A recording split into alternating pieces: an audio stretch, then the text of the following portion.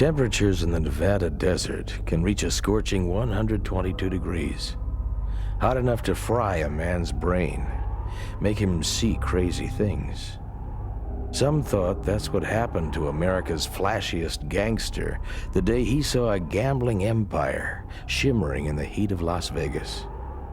As his dream materialized, he imagined himself changing like a chameleon in the sun, a reptile who'd crawled out of the stench of the New York streets and was basking at last in the glitz and glory of Hollywood. He saw himself becoming who he'd always wanted to be, Benjamin Siegel, Esquire.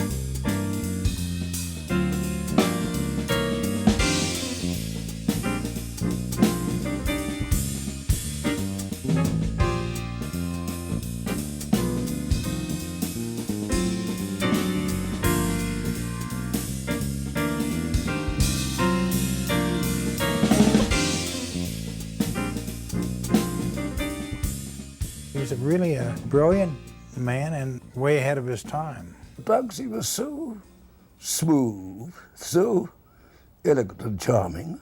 People liked him, and I liked him. Bugsy Siegel was maniacal. He was insane. He was a lunatic, he was irrational, he was hot-headed. Good dancer, very good dancer. If you could say anything nice about the guy, he was good-looking. New York City's Hell's Kitchen, 1906, was a harsh environment for a smart Jewish boy like Benny Siegel. Frustration turned to crime at an early age.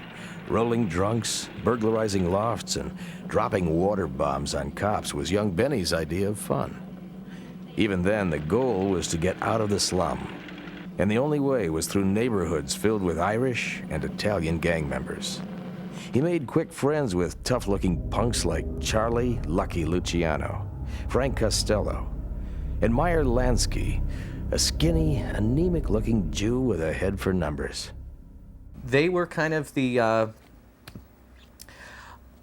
young, ambitious Jewish gangsters. There were, of course, many more young, ambitious Italian gangsters, but the Italians had kind of a social tradition to help them out. Lansky and Siegel really did come up from nothing. Granted, they were vicious criminals who you would choose not to have dinner with. It's impossible not to admire their industry and drive. Before he was 15, Benny was known as a fearless fighter with an explosive temper. Crazy as a bedbug, they said, and the name stuck, Bugsy. It was a nickname he'd have for a lifetime, and Siegel always hated it. He did not like to be called Bugsy. He liked to be called either Mr. Siegel or Ben. I still call him Bugsy, you know, but I sure as hell would never have called him Bugsy to his face. I wouldn't have called him Bugsy in a room where he was attending a party either. You just didn't do it. Bugsy and Lansky, the brawn and the brains. While Meyer was busy studying neighborhood crap games, Bugsy was setting fire to the wares of street vendors who refused to pay him tribute. But they were both looking for bigger stakes. In 1919, the government handed them the perfect opportunity in one tidy package, the 18th Amendment, the prohibition of liquor. America thought it could legislate morality. Instead, it gave birth to the mob.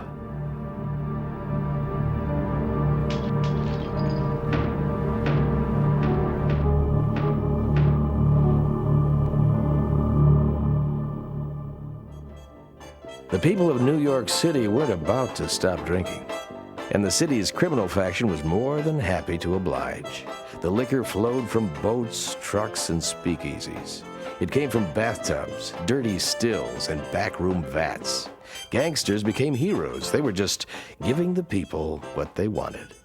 My roots are back east, you know, and I worked at the Copacabana and with Mr. Costello and Joe Adonis and people like that, who were my friends. I was always referred to as the kid. So they were all very good to me. And I always say about people like that that they're the best friends you can have. Just don't get them mad, because they know what to do when they get mad, and they've got the guts to do it. Best friends, maybe, but not to each other. Bootlegging was big business, and the power struggles that went with it were not being waged between calm-thinking businessmen. Being an underworld leader during Prohibition was a dangerous profession. Grave diggers worked overtime, while cops were paid well to look the other way. In those days, of course, police seldom wanted to eradicate people like Siegel. They just wanted to every now and then slap them to not even let them know who's boss, but to remind them that the police were a co-power in the structure. Must have been a hell of a time to be a policeman. Efficient bootlegging depended on efficient transportation. Bugsy and Meyer Lansky used rental trucks as a front for the moving of illegal liquor. They also ran their own speakeasies. In the middle of all this business, Ben Siegel still found time for a little fun. He'd always been a smooth talker with the ladies, and that made him public enemy number one to mothers of Jewish girls, Italian girls, and Irish girls all over the neighborhood. When it came to sex, Bugsy didn't discriminate. Apparently, he didn't always ask either. In 1926, Bugsy was arrested for rape, and his face was introduced for the first time to the files of the New York City Police Department. But like so many cases against Ben Siegel, this one was dismissed, and the file conveniently turned up missing.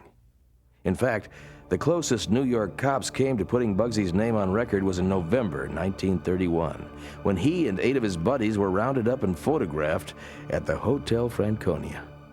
That was largely a fake roust, I gather. Siegel was kind of trying out his social circle wings. He was young, he was hosting this meeting, and I think the police didn't so much want to arrest anybody as embarrass Siegel. Though he was never caught, Siegel was the trigger man on plenty of mob hits. His first murder assignment was to take out old-timer Joe Masseria. Nicknamed the Boss, Masseria was trying to be just that by taking a cut of everyone's bootlegging business. But Lansky, Luciano, and Siegel weren't looking for any godfather. So Lucky invited Masseria to a Coney Island restaurant. Siegel and 3 other gunmen showed up before dessert, making sure the last thing into the boss's mouth was a hail of lead bullets. Following this bloody initiation, Siegel's name was soon linked to the killings of rival gangster Tony Fabrizio, loan sharks Joey and Pretty Amberg, even Bo Weinberg, the right-hand man of legendary Dutch Schultz. Ben Siegel was on his way up. It was generally accepted that he was the head of Murder Incorporated, for which, if you wanted somebody bumped off, you just told Murder Incorporated, you paid him $60, I think it was, and that was it. That was the end of that. But it was just the beginning for Special Prosecutor Thomas Dewey and the new mayor in town, Fiorello LaGuardia. Dewey was appointed special prosecutor by the governor to war on organized crime in New York. Mr. Dewey, you have been given a most difficult task, but the opportunity of helping the people of this city. What can we do to help you? There's a detective in New York, Mr. Mayor, who I think is one of the best detectives in the United States. I'd like to have him head my squad of detectives. Dewey's small hand-picked staff began its attack on the underworld by ferreting out secret records and getting the frightened victims of the rackets to talk.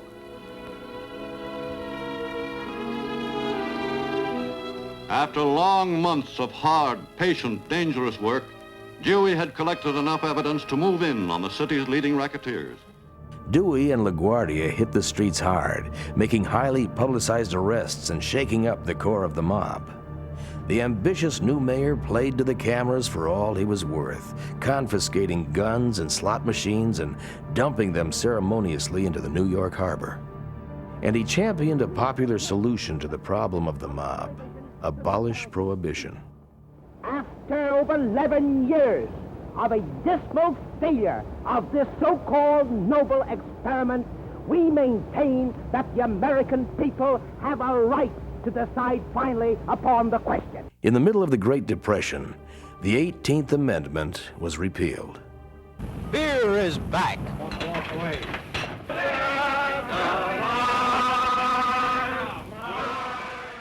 But Siegel and his friends weren't off the hook.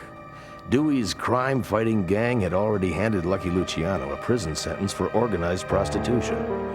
And they were breathing hard down Bugsy's neck as well. They are not wanted in the city of New York and will not be permitted to prey upon the honest, hard-working people of this city. If crooks, thugs, and assassins believe members of this department are going to count 10 before shooting, they're seriously mistaken. By 1935, it was time for Bugsy to head west.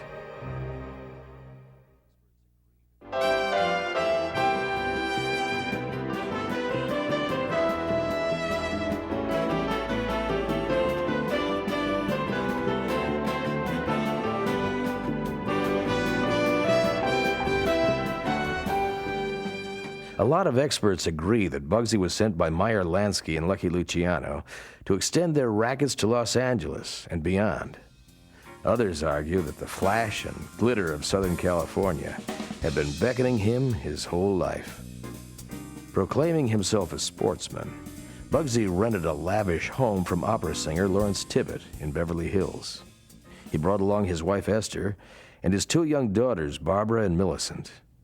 After tucking them away neatly, he stepped into the Hollywood limelight. But Bugsy was so smooth, so elegant and charming, that he was accepted in, I should say, Beverly Hills society, yes. And as such, people liked him, and I liked him. He was no longer Bugsy Siegel, underworld crime figure, linked in newspapers to names like Lucky, Waxy, Greasy Thumb, and the Dutchman. He was Benjamin Siegel, a dashing, mysterious charmer from New York with plenty of money, and he was rubbing shoulders with the likes of Gary Cooper, Jimmy Durante, and Jean Harlow. He immediately renewed ties with actor George Raft, a childhood friend who was making his fortune portraying gangsters on the silver screen in films like Scarface and Mr. Lucky. Baby Blue Eyes, Raft called his notorious friend. It was the only nickname Bugsy acknowledged with a smile. When he arrived, he found that just as he was anxious to meet movie stars and eat at the famous places, Hollywood was just as eager to hang out with a genuine gangster. You know, look at me, I'm with a genuine killer. And so it was a very symbiotic relationship. There was a certain glamour attached to a real mobster, yes, you know, and I think it in a way that, look at George Raft. Everybody knew that George Raft was a friend of Capone and everybody else down there, but George Raft was tremendously popular, you see, and Hollywood was like that, yes. Probably still is. Everybody knew that this was a very dangerous character, but he was so charming and so pleasant to know that he just didn't bother about that. Benjamin was accepted, and I don't know how many people knew who he was or what he did, but it didn't seem to matter. Bugsy lived like a king in the 35-room Tibbett mansion. He joined the exclusive Hillcrest Country Club, and he got his thinning haircut at Drucker's Barber Shop in Beverly Hills. He was always good-looking, dressed nicely, always nice clothes, nice tie, nice shirt, and always took care of his hair. I was used to it both ones, and I used to cover it pretty good. His stomach was probably flatter than his desk. He worked out maybe an hour and a half, whatever he worked out every day. He was in great shape. He was behaving like a movie star, and few people could tell the difference. He was much more charming than George Raff, for example. I mean, George Raff hadn't got anything like it. George Raff looked like a gangster, whereas Bugsy Siegel didn't. While his new Hollywood pals looked the other way, Bugsy got back to the business of crime. He set up a western arm of the Chicago mob's Trans-American Race Wire Service for illegal gambling, with the help of a gnomish LA thug named Mickey Cohen. Mickey was one of these guys that you go to a gangster movie, like particularly an Edward G. Robinson or a Jimmy Cagney, and they talk, you know, what's the thing in the throat? Ah! And all of the gangster gestures. I was never sure whether Mickey got his persona from the movies or the movies got theirs from Mickey. Bugsy also bought into sleazy beachfront gambling joints, a dog track in Culver City, an exotic gambling ship off the California shore. Although the evidence is sketchy, he supposedly had interests in an extortion racket among Hollywood extras and in an outfit smuggling narcotics from Mexico. Plus, Bugsy was a regular winner at the Santa Anita racetrack, following a theory that the only sure bet is a fixed one. He beat the Santa Anita, he beat the racetrack. I never forgot we were there, and Bugsy always had a lot of money. And Mervyn Roy came up to Bugsy and said, I'm going to put 500 on this horse. What are you going to put? Bugsy said, I never bet over $5.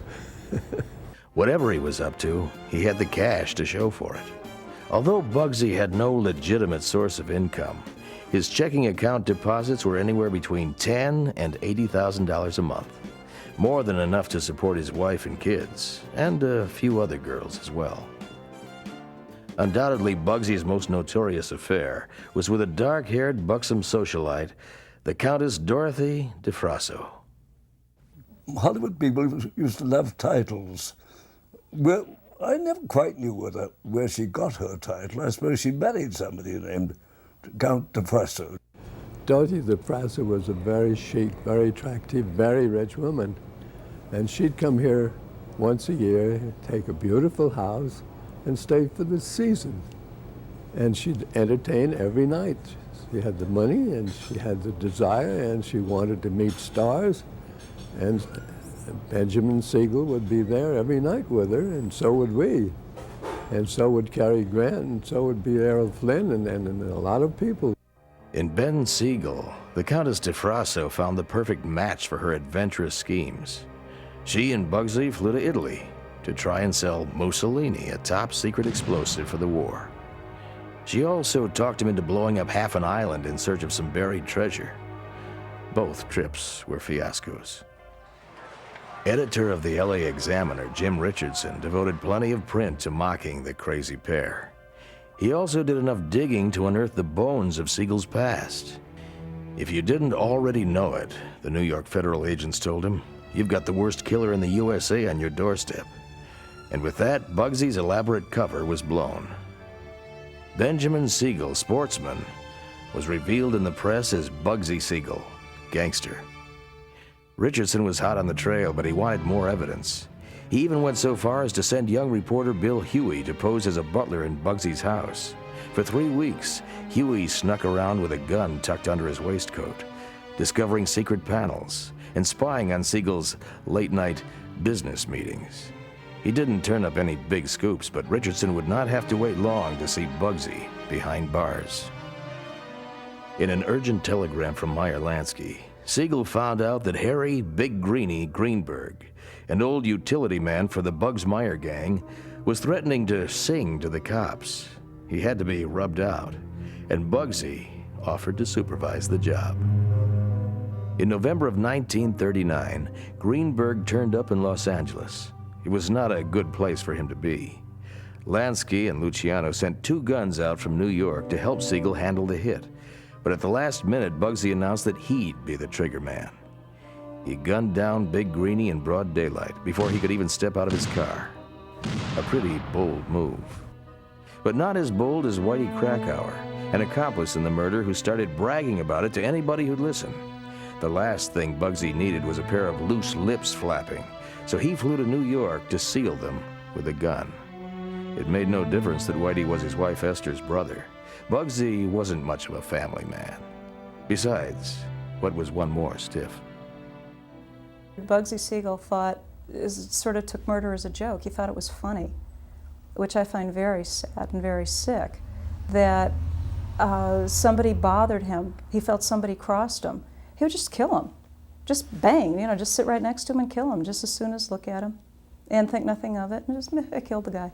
John Carroll said, next week, the wife of my Dago friend, Johnny Masho, will be appearing here at the thing. And Bugsy was there, and he grabbed me by the son and said, I'll kill the son of a bitch. How dare you call you that?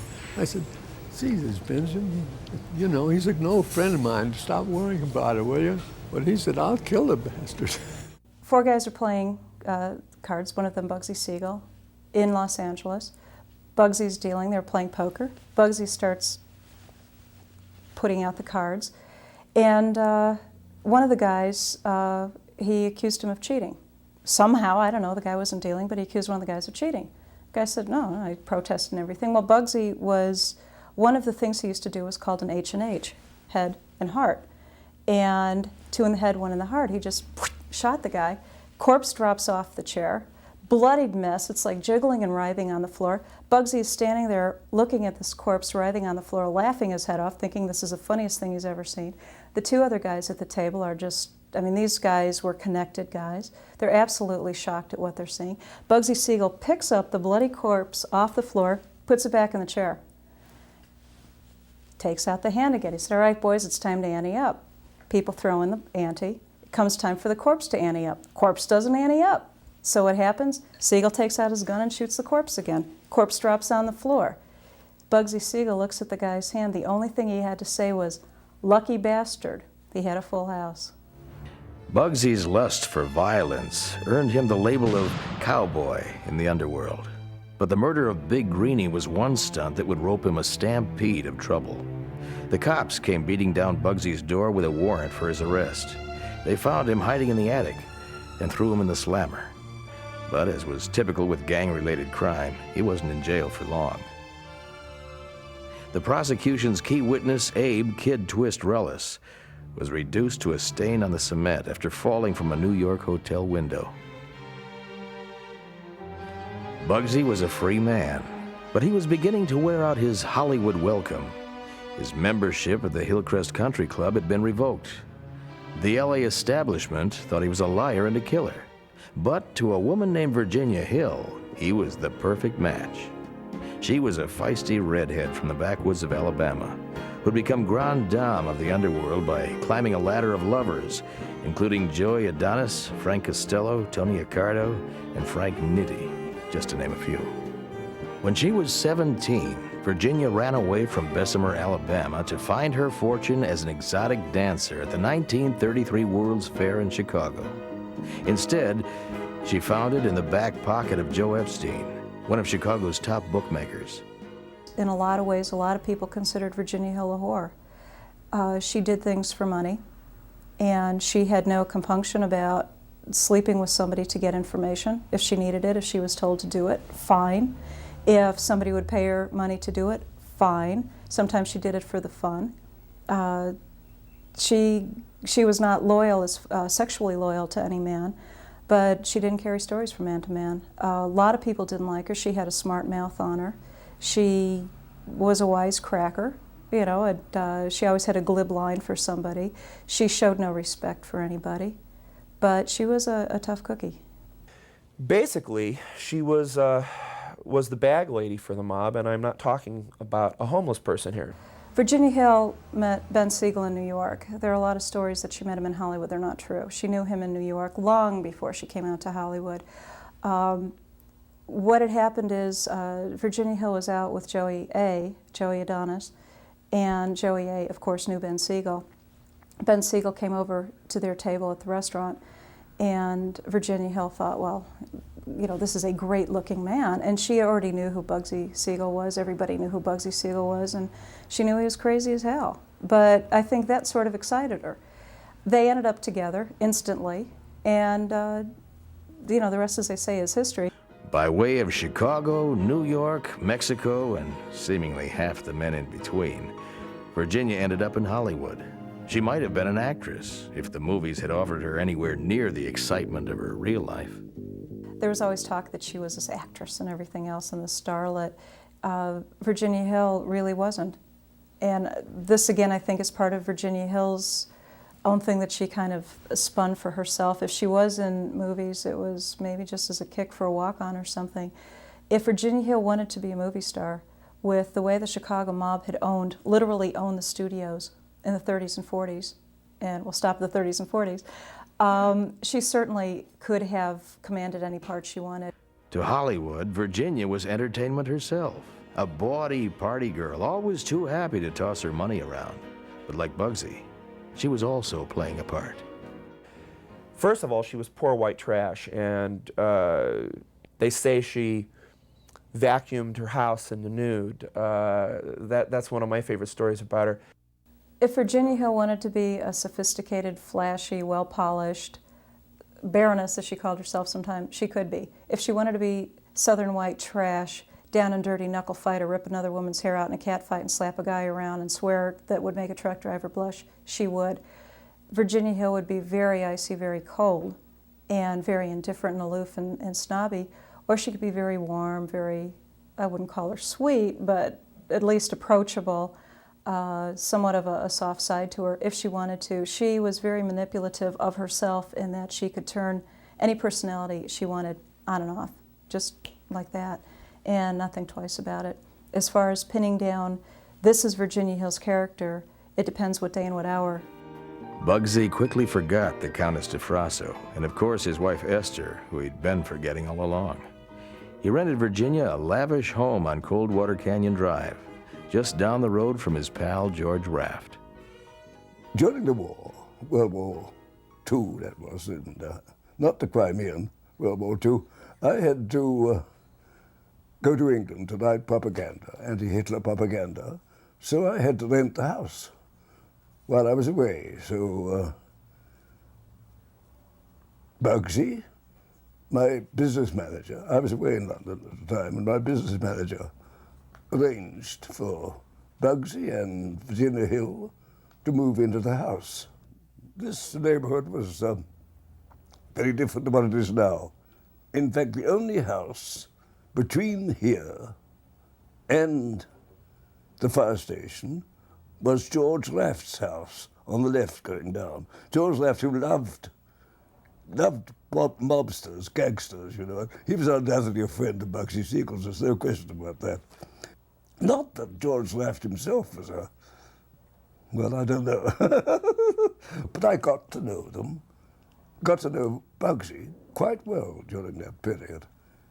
And very attractive man, a very nice man to meet and know. And it never crossed my mind. Oh, I did vaguely know that he was a murderous son of a bitch, you know, but Bugsy obviously cared enough about Virginia to take their affair public. But as for the legend of their great romance, well... People always put Ben Siegel and Virginia Hill together as like this, you know, great romantic couple of the century, that it was this great, you know, mob love. And it wasn't. It was a strictly user relationship. They always said they were in love, and they always did these flowery things, but at the same time, Virginia Hill ran around with everyone in town, and so did Bugsy Siegel. Of course, they had a very tempestuous relationship. I can't imagine Siegel had anything less than a tempestuous relationship with his mailman. They didn't love each other. They didn't love themselves. I think it was just strictly lust and a grab for money and a grab for, within the confines of Hollywood, power. If Bugsy and Virginia had anything between them, they had money. Virginia always drove the latest model Cadillac. She decked herself out in expensive furs, diamond rings, and rolls of $100 bills. Her love of money was so well known, years later the U.S. government would subpoena her to find out exactly where she got it. I worked for a while. Then the men I was around that gave me things were not gangsters or racketeers or whatever you call these other people. The only time I ever got anything from them was going out and having fun and maybe a few presents, like a lot of girls that they buy. given me things and bought me everything I want. Then when I was with Ben, he paid for everything. By Ben, you mean Ben Siegel? Yes. And he gave me some money, too, and bought me a house in Florida. Deciding she couldn't compete with the likes of Virginia Hill, Siegel's estranged wife Esther filed for an uncontested divorce. It didn't make much difference. By that time, Bugsy had already moved on to dustier pastures.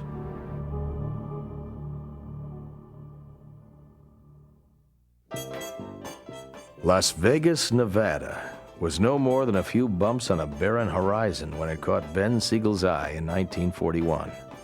Its population consisted mostly of roughneck workers from the nearby Hoover Dam and military men from the newly built Air Force Base. But to a serious racketeer like Bugsy, the attraction was immediate, and it all boiled down to two words: legalized gambling. I think he did look at the fact that gambling was legal in Nevada, the fact that the construction of Hoover Dam not only created like the eighth wonder of the world, but also brought thousands of workers to what otherwise would be, at best, a cluster of gas stations in the middle of the desert. Gambling was re-legalized in 1931 at the height of the Depression as a means of trying to bring in some more money. By 1938, there were a few clubs in the early 30s, maybe 5 or 6 down on Fremont Street. And of course, gambling was redlined. It only went for 3 blocks. You couldn't be all over town. Ben started small in Las Vegas. He went in to establish his trans-American wire service in the tacky, small-time gambling shacks along Fremont Street. The importance of the race wire to these casinos was that in the daytime, when there weren't a lot of people working the defense plants, the soldiers were out on the gunnery school, and there weren't a lot of visitors, the race wire would draw people into the casinos. In between races, Santa Anita or wherever, which the race wire would broadcast, or the results would come across the wire, they would then go back and play blackjack and poker, and it would help the casino take. And so all the casinos downtown, virtually all of them, realized they needed some kind of a race wire to connect with the racetracks around the country to bring in gamblers during the week. But that was Bugsy Siegel's specialty. That's what he was into in Los Angeles, was the race wire. He had pretty much taken over race wire operations in Los Angeles and was looking, obviously, to extend his business to an area where it was actually legal. It wasn't easy. Jim Reagan's Continental Wire had a stranglehold on bookies that reached from Chicago across the entire West. There was a real conflict over who would control the racing wire. And the notion was there was a guy in Chicago named Jim Reagan who ran Continental, which was the race wire. The mob wanted to take that over. They had, in the early days, helped him get started, but Reagan was kind of a stubborn guy, and he wanted to run the show himself and have most of the profits for himself. But Bugsy wanted all the profits to himself, too. So he used a marketing technique more sophisticated than his usual methods. He offered the bookies a lower price. They couldn't have been happier. They were paying less money for comparable service. Unfortunately, they weren't fully aware of Ben Siegel's unique version of capitalism. Since he only had it for a year, he decided he'd double prices, which made a lot of bookies doing business with him mad at him. And Jim Reagan?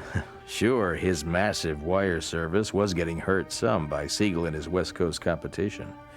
But he still had his share of business, so somebody in the underworld decided they wanted him more than hurt. They wanted him dead. My grandfather was coming home from work, following his normal routine. Earlier that day, one of his bodyguards had called in sick, and he was going on State Street, and at the corner of 39th and State, a canvas-topped or canvas-backed truck pulled up alongside. The canvas dropped, and 2 or 3 guys opened up with shotguns, pistols, or whatever. And he was hit several times and taken to Mercy Hospital. One of the reasons that James Reagan may have been shot down in Chicago was so that the Chicago mob figure, Jake Greasy Thumb Guzik, could convince Reagan that it was Bugsy Siegel who did it. Guzik approached Reagan and tried to make Reagan believe that he hadn't been, in fact, responsible, but this showed how hot things were getting. Whether Siegel ordered the Reagan hit or not, he had a lot to gain from his new monopoly on the wire service racket. He stole big chunks of profits from successful casino owners, then used the money to buy legitimate shares in their businesses. Still, crowded, dusty Fremont Street would never be big enough for the men who envisioned a gold mine in the desert gambling town. And Ben Siegel wasn't the first to realize that to make a bigger Las Vegas casino, somebody had to make a bigger Las Vegas. Fremont Street had narrow lots. You know, most of the casinos were in little hotels on narrow city lots where you'd walk up to a few hotel rooms. And Thomas Hull got the idea of building just beyond the city borders in the desert along the Los Angeles Highway. And he built the El Rancho in 1941, which had parking for 400 cars, something you couldn't do downtown. No one could get a parking space on Fremont Street during World War II. And he put in a pool and a showroom, and he had a low-rise hotel that Los Angeles people would love. Tom Hull, who was the builder of the El Rancho, Hull has made the point that he didn't see Siegel as a welcome influence. In fact, Siegel supposedly offered to buy the El Rancho Hotel because he wanted to get into a legitimate hotel operation in Las Vegas. And Hull is quoted as saying, "I wouldn't do that to Las Vegas." Within a year, another man, after having stayed at the El Rancho, a fellow named R.E. Griffith, a theater magnate from Texas, said, "I'll build a hotel too." He went another mile south on the highway, and he built the Frontier Hotel, the Hotel Last Frontier, which is the Frontier Hotel today.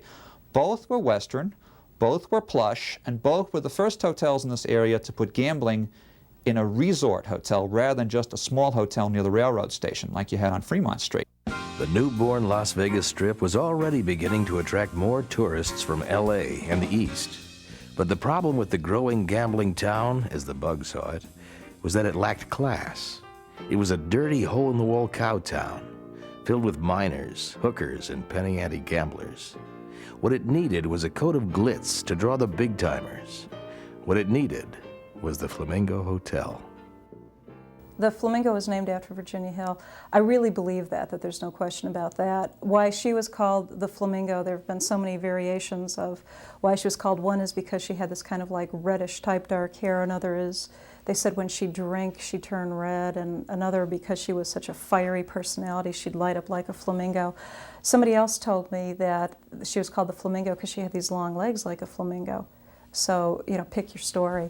But I had also heard that it was just named after the flamingo, that he had seen the flamingos at the racetrack in Miami, where they would come running across, and that he thought it was just a graceful, lovely sight, and it was his idea of elegance. And the way in recent years pink flamingos have come to be a symbol of tackiness, I think it's really kind of sweet that he thought it was a symbol of class.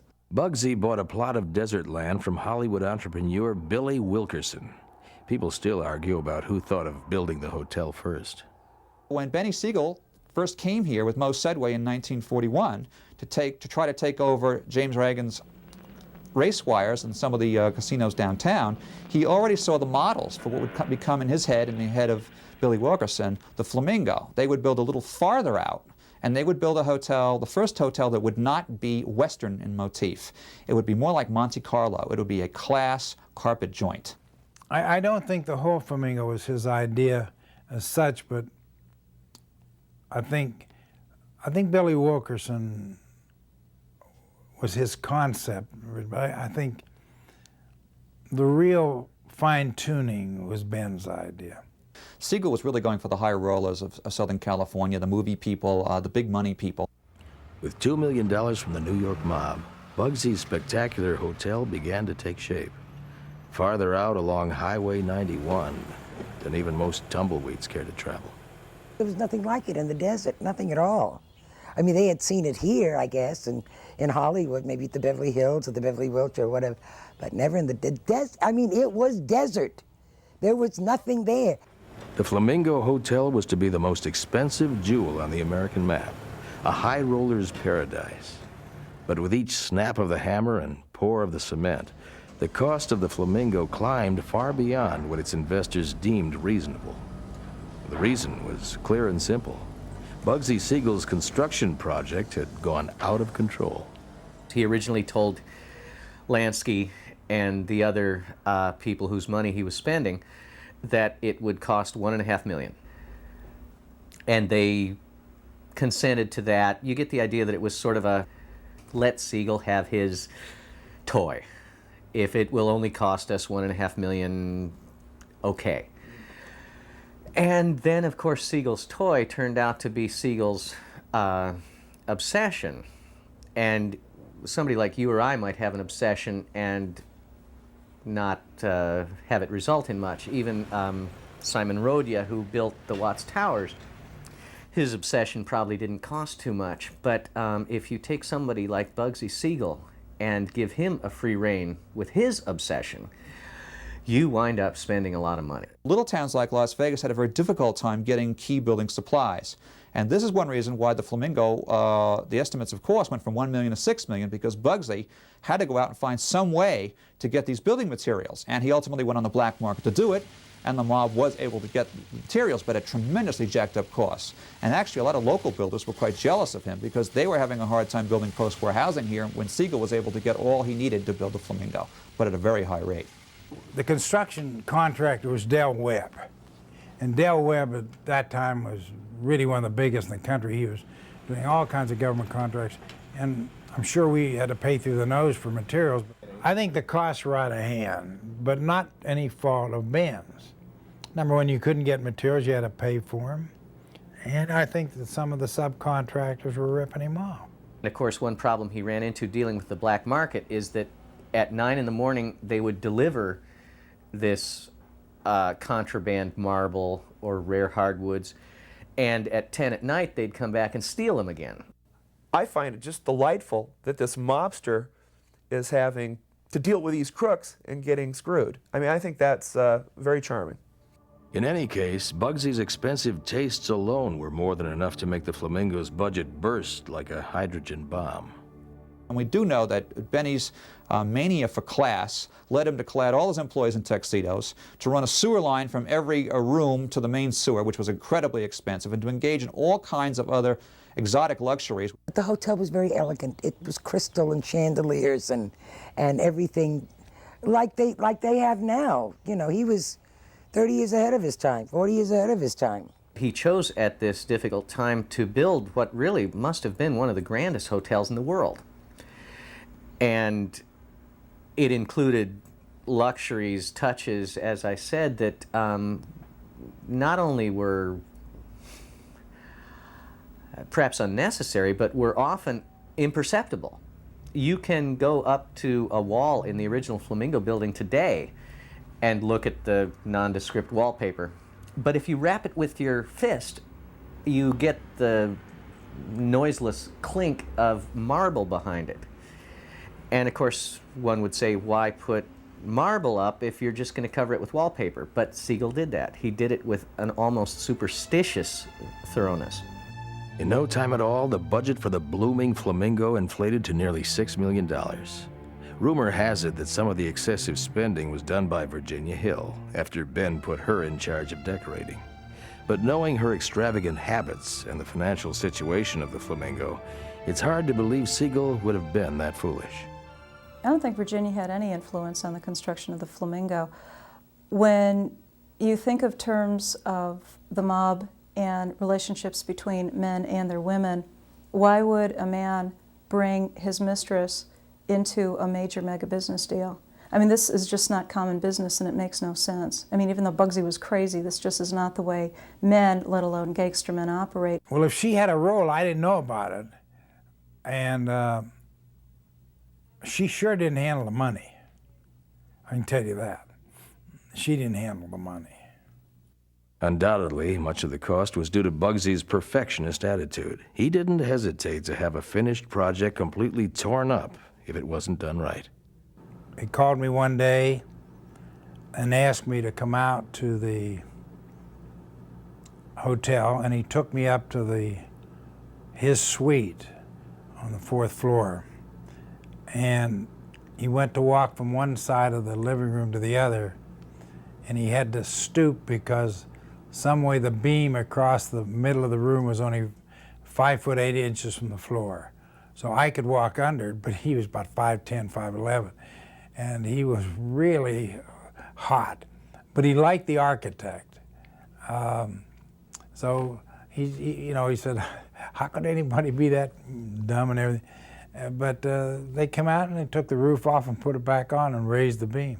They hauled the palm trees in on these big flatbed trucks, and here he is, just within days of the opening of this hotel, telling each individual, okay, I want this palm tree here, and no, over there. I mean, this is how bad he was with delegating authority.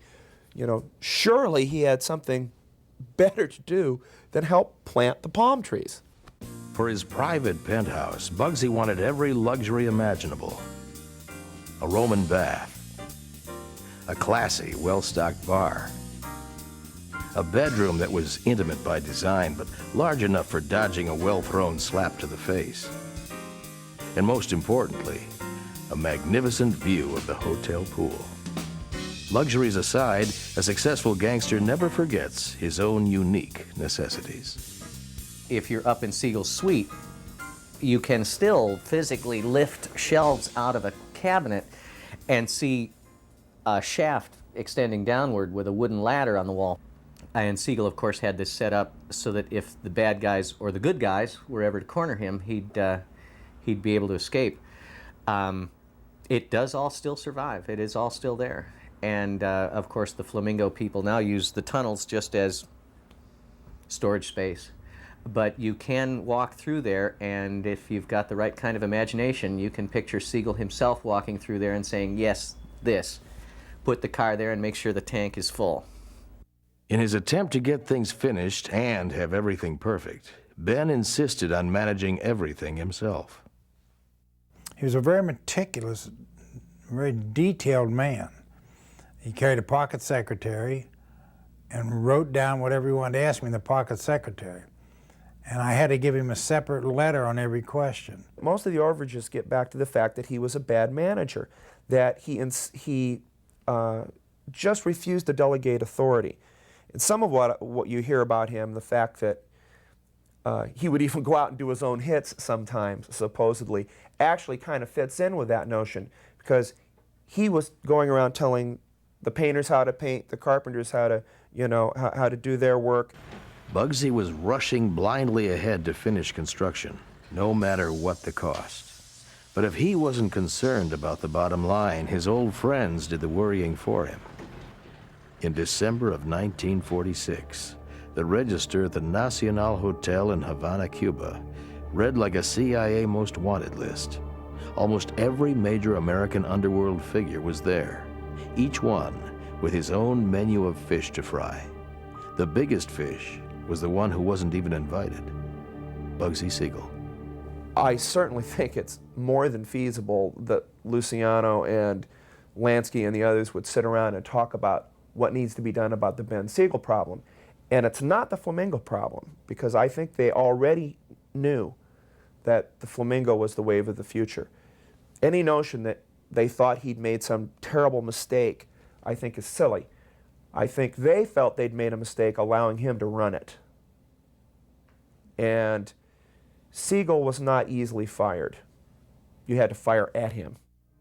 It's hard to tell what was said behind closed doors in Havana that winter, but the most popular version claims Lucky and the others had had enough of Bugsy's recklessness.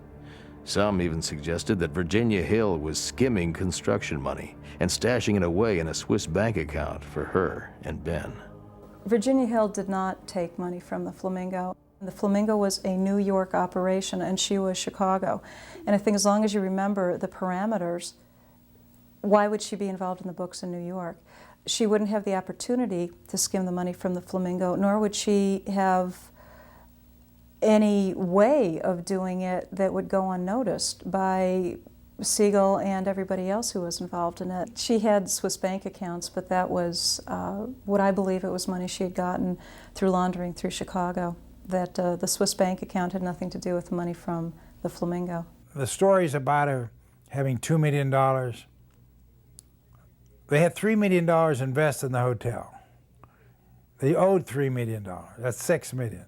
They certainly couldn't have built what they had there for $1 million. So I don't know where she'd have gotten the $2 million unless she manufactured it, which I'm sure she did. Whether Siegel was chiseling or not, even Meyer Lansky agreed that Ben had gone too far. But Meyer convinced the gathering to give his old friend one more chance. That chance would come before the year was up. Bugsy's lavish hotel rooms weren't finished, but the casino was. He announced that the grand opening of the Flamingo would be Christmas night, 1946. He opened up against what I thought was my advice. He opened up without the rooms. And I begged him not to open. Because I said, Ben, the customers, if they win, they'll leave and go to the other two hotels. If they lose, they'll leave and go. What do you do with the wife if the husband's gambling and she wants to go to bed? And I don't know why he opened. Maybe he was being forced to open by his people. But if they had dealt lucky the first few days they were open, they'd have won the cost of the hotel. It just so happened at that time that every new hotel opened up lost money the opening couple, 3 nights. It was one of those freaks. The only one that didn't do it was the Desert Inn when it later opened. They beat everybody. But Ben wouldn't take advantage. In other words, he wouldn't put any phony cards or die. Everything was strictly on the square. But if they had dealt lucky, there was so much money, black market money. Guys were coming with bushel baskets full of money. They could have won, if not all, substantially all the cost of the hotel. But he wouldn't go for the money. As they say in the gambling anchor, he wouldn't go for the money. Billy Wilkinson from the Hollywood Reporter called me, and that in itself was a big thing. And he said that they were doing this show in Vegas, and I said, where's that? And they said Las Vegas, and they're opening up a new club called the Flamingo, and they want me to be in the show. And I said, what is the show? And the show was Xavier Cugat, Jimmy Durante, Tommy Wonder, and myself. Well, now, I've always done an impression of Durante in my act, and I've known Jimmy for thousands of years, and Jimmy taught me how to do him. So the idea of working with him on stage was just, you know, unbelievable. I said, yes, of course. That night, 2 plane loads of stars from Hollywood came in, and I mean the biggest stars you can think of came in. Everybody. Nobody would turn down Billy Wilkinson. And we were jammed. It was a tremendous night. There were no rooms at the Flamingo. There was the dining room, the casino, and the coffee shop. Everybody stayed at the El Rancho. There were 3 hotels on the Strip. The Flamingo was the 3rd. There was the El Rancho and the Last Frontier. So everybody stayed at the El Rancho. You couldn't get in with a shoehorn. Everybody was there, and as I said, there was so much money you couldn't even believe it. The crowd was unbelievable. Every table had 6, 7 stars, and I mean Lana Turner, Cesar Romero, Hedy Lamarr, you name it, they were there. Yeah, John Wayne, I think, was there, and Randolph Scott, and I mean any big name that was alive was there. Everybody, there was anybody from Hollywood was here. They flew people in, and I think everybody that lived in Las Vegas was there if they could get in. And it was a very exciting thing. And stars weren't the only people who showed up. All the other casino owners in town came to check out the competition. Trouble was, they did more than check it out. They practically broke the bank. It's always good form and polite for local gamblers to attend and gamble heavily, to sort of start your coffers out right, kind of prime the pump. Hit the crap tables, the roulette tables, and through some malign chance, they all won. They didn't mean to, really. Some sources say the Flamingo lost $300,000 that first night, a near impossibility for any casino. Maybe that explains why certain rumors claimed opening night was an embarrassing failure. We were a big smash. Second night was just as unbelievable as the first night, and the 3rd day they went back. And we had no people to work to. Everybody was afraid of this exquisite place. It was modern, it was spectacular. The other 2 hotels were cowboy hotels, you know, and plaid shirts and jeans, and the Flamingo was very, very high class. Opening night at the Flamingo was a success, attended by a lot of people. The people locally who are still alive who went to it remember it being a big success. And as you probably know, the hotel continued open for another 2 weeks. The casino did. The problem was the hotel wasn't finished. And you need rooms to support a casino. Everyone knows that. And he realized that. Siegel realized. Even he brought in Lena Horne, who was a big new star. And still, he couldn't really do the business he was hoping to do. At the Flamingo, in the midst of all this stress and all this nonsense he was having to deal with, he still had time to assault this movie starlet in this suite, have Virginia Hill over here, and then have this hat check girl over in this room, and try to keep them all happy and not knowing about each other. It didn't always work. That's why there was the infamous cat fight between Virginia Hill and one of the hat check girls, which was one of the embarrassing things that happened apparently opening weekend there, and a lot of hair pulling, and I'm sure it was very entertaining, but probably is not something that, again, the mob backers thought made good entertainment. They probably would prefer that the entertainment be, you know, confined to the showrooms. But if Bugsy's dream was drying up, he never let on. As always, his most important goal was to maintain a classy image. After the first week, I was sitting having coffee with Tommy Wonder, and this man came around and was saying, "Tommy Wonder, here's your check. Rosemary, here's your check." And I looked at my check, and there was $11 missing. And I said, "Psst, mister, I want to talk to you." And he says, don't. I said, "I want to talk to you." He says, "Me?" I said, "Yeah, you." I said, "There's $11 missing from my check." And I said, "I'd like to know why." I said, "If you need the $11, I'll give it to you, but don't take it out of my check." And he said, "Did you draw any money?" I said, "Who's going to draw $11? I'll find out about it." I said, "I'd appreciate it." And I go back to Tommy. Tommy said, "Do you know who that was?" I said, "No, guy that handed me the check." He said, "That's Bugsy Siegel." I said, "Oh. Well, I guess you'll be picking me up in an envelope, you know." We were sitting in the bar, in the lounge, and some customer ordered a pack of cigarettes, and she was sitting with her boyfriend or somebody. And at that time, cigarettes were a quarter in a hotel. And the fellow that she was with let her pay for the cigarettes. And Ben called the cigarette girl over and said, "Don't you ever let a woman pay for cigarettes if there's a man with her." He said, "If he won't pay, you come to me and I'll pay for him." It's too bad appearances and good manners don't add up to cash profits. One bad night became 4 bad weeks as the Flamingo continued to flounder into the new year. I know he had a lot of trouble with checks that out-of-state people would pass on him. And I know he had collection agencies in California trying to collect on these checks, and they couldn't get anywhere because it wasn't illegal to bounce a check on a gambling debt because gambling was illegal in California. So here's this big tough gangster sending these private eyes and insurance agencies out trying to get, you know, Mr. Joe Public to pay on a check, and Mr. Joe Public was saying, baloney. Late in January of 1947, less than a month after its grand opening, the Flamingo Hotel Casino closed its doors. It was built and run like a European casino, and Las Vegas was not ready for that. In fact, I think that's where the saying, "come as you are," originated, because everybody was afraid to come to this place.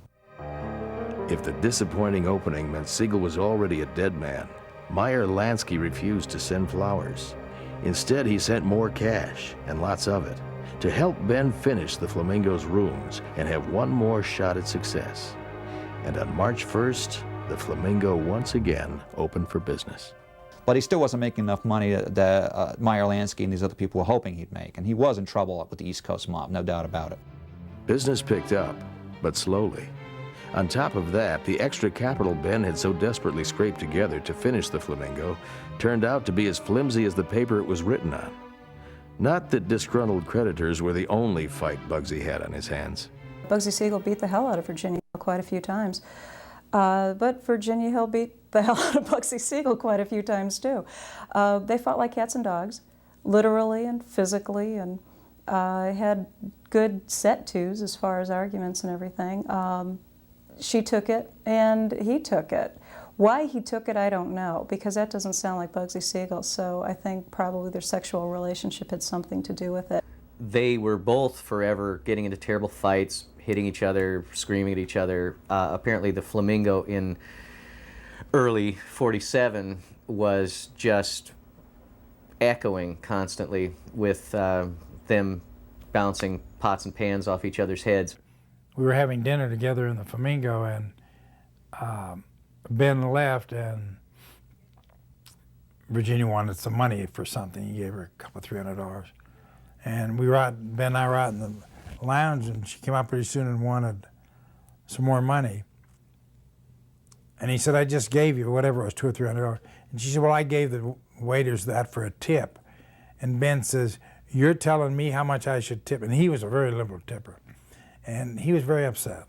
One time she did try to kill herself, ate a whole bunch of sleeping pills. Siegel leaned out of the penthouse of the Flamingo and was screaming, she's killed herself, damn her, help me. And was crying and cursing himself and saying, ignore the police chasing us. Give them a C note when we get to the hospital, they'll be happy. And with one breath, he was cursing her for having done this, and with the next breath, he'd be cursing himself for having driven her to it. Virginia Hill used to put on shows all the time. I think she did her best acting with Bugsy Siegel. And as far as her attempting suicide all the time, a lot of people basically said with Virginia Hill it was suicide du jour.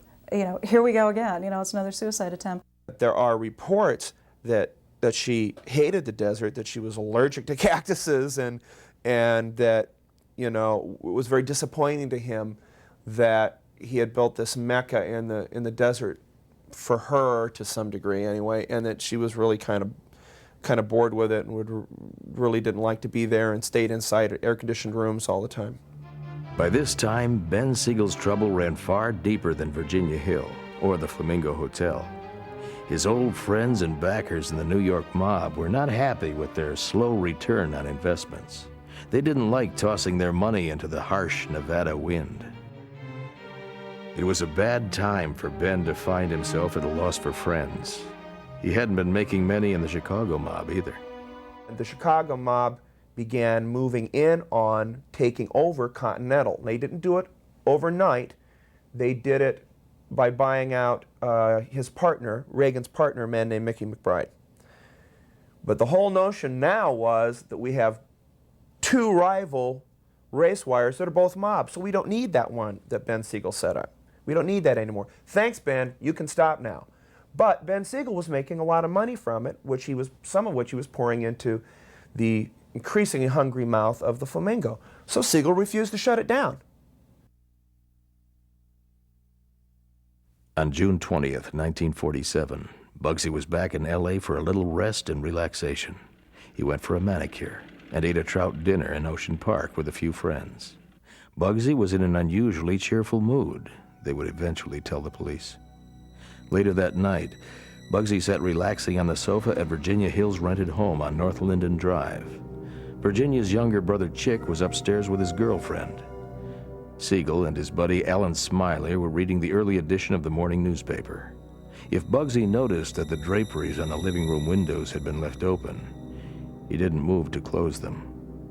Maybe he should have.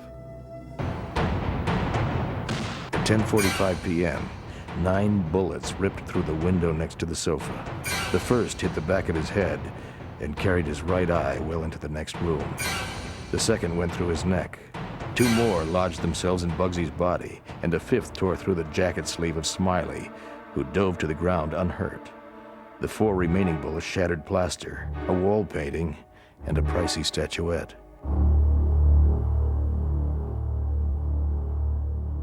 Two cars pulled up in front of the house. The first car, after they both stopped, the first car pulled away, so it was just the second car with the triggerman in it that was left in front of the house. When the hit was performed, he ran back into the car and took off.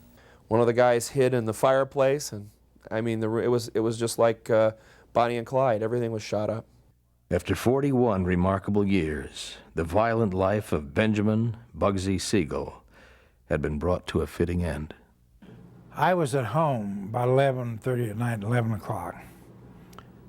One of my associates in my office, who was a sports nut like I am, he was listening to a baseball game or news or something in Los Angeles, and he called me and said, Ben's been shot. I just thought he was shot. I immediately got dressed, went out to the hotel, and I found out then that he'd been killed. And I felt like I had been shot. Virginia Hill was in Paris when Bugsy Siegel was killed. She had told people that she was there to buy wines for the Flamingo Hotel, which was absolutely not true at all. It was the cover, if you want to call it that, that she used. She was there strictly in orders to hide out till the heat was off. But Virginia Hill definitely knew Bugsy Siegel was going to be killed. Whatever information the Beverly Hills cops gathered from the confusion, they're not telling. After 45 long years, the case is still open. Maybe that's why so many armchair detectives are willing to supply their version of whodunit and why. They did not believe in this idea of the desert. So they were losing money like crazy, and the boys just didn't like that. And that's the reason he was killed. He just overstepped his bounds a little bit, and they said, okay, bye-bye. And that was it. The simplistic way to look at it is to say that Siegel overspent at the Flamingo, it was a bust, and so they shot him.